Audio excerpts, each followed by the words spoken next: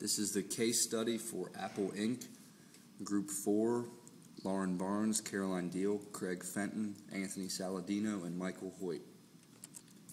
The inbound logistics of Apple Inc. consists of the obtainment of raw materials as well as new idea and product generation. The obtainment of raw materials activity is supervised by Apple, but it is carried out mostly by overseas manufacturers.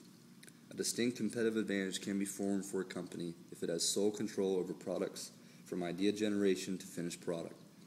Apple does have this advantage in many respects. Apple produces its own disk drives, monitors, computer chassis, and unique chips. The goal of Apple's operations team is to ensure their cutting-edge designs become industry-leading products. They also strive for on-time delivery, including all products meet certain and explicit expectations. Apple comprises an operations team with individuals that are energetic and support the development, manufacturing, procurement, and fulfillment of all things Apple. Apple's management feels there is a distinct advantage gained through having such an operations team. It allows them to have iPhones and iPods restocked just as fast as they are purchased by customers. Until the late 1990s, Apple dealt with its customers through small outlets. Steve Jobs then decided to use a revamped distribution system. The company eliminated thousands of relationships with their small outlets. This helped Apple expand its national presence, and they were quick to introduce a new website to deal with customers.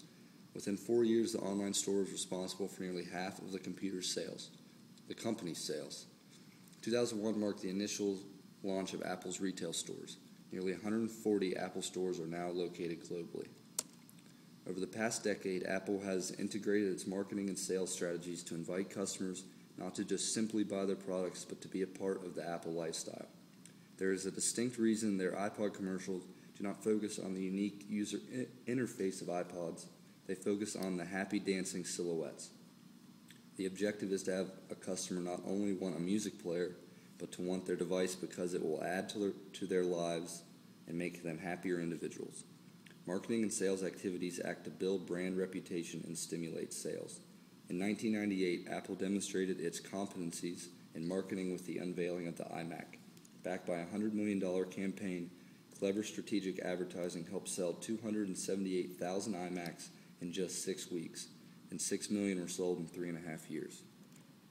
Apple's success through the years can be attributed to extreme differentiation through the development of technology. They were the pioneers of the PDA market in the early 90s with the introduction of the Newton. This was followed by the easy-to-use iMac in 1998 and their highly stable state-of-the-art operating system in 1999, which prompted the completion and introduction of the iBook. This was a critical point in Apple's history because it marked the completion of Jobs' product matrix. Apple strives to employ the type of people that will continually be inventing and manufacturing the best products. Human resource policies should always emphasize the company's mission, values, and culture.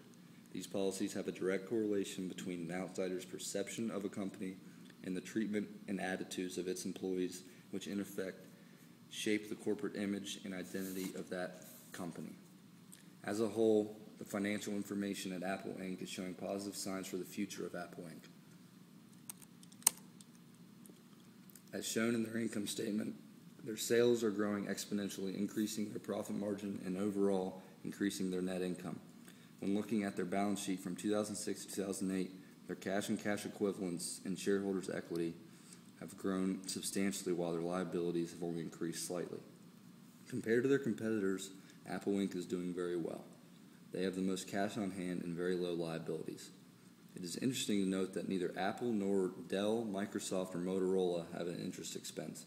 This could be due to the fact that they are established companies and have not needed to take out loans in many years. Apple Inc.'s financial ratios are positive as well.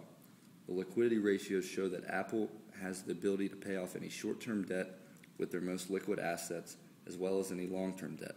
The company does not rely heavily on debt, which is a positive sign for the future. Apple's activity ratios show very similar positive outcomes. They do not